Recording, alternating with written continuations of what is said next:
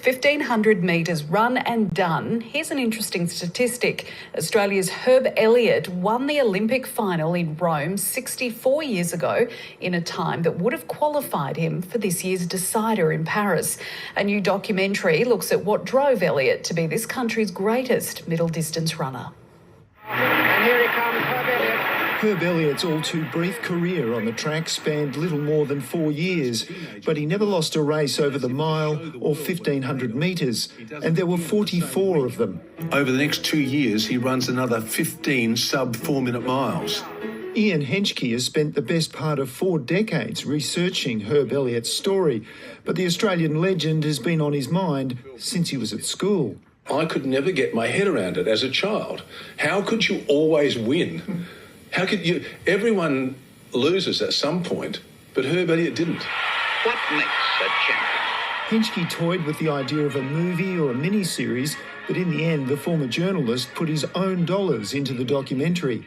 Let's just say I keep telling my wife I'll keep driving the old Mercedes and we won't get a Tesla. One of the great advocates of building all-round body strength is Coach Percy Cerutty. Whatever the cost, he's happy to have told not just Elliott's story, but that of Percy Cerutty, the eccentric coach who coaxed his athletes to run up sandhills at Victoria's Portsea Beach and on to heroic feats on the track in the 50s and 60s. The only way to get success is hard work, and very hard work, and a lot of sacrifices to be made.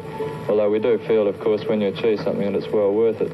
Elliott was the first teenager in the world to run a sub-4-minute mile and added another 16 to his tally before quitting the sport. In the film, he speaks of his mindset on running. Make one compromise that smashes everything. So compromising is not in the book under any circumstances. This amazing young hustler from Australia. It's a rare insight into Elliott's time as an elite athlete, and while he wrote an autobiography at the time and has sometimes talked about his feats, he prefers to put the past in the past, something his children attest to. He's never ignored it, he just hasn't dwelled on it. And so as a father, he was just a lovely dad that other people tell me used to run.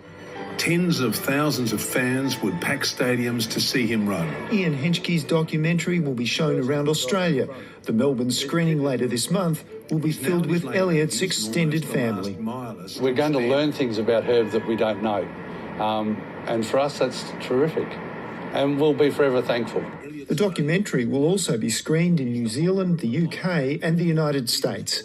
It's called The Golden Mile. Neil Cross, ABC News.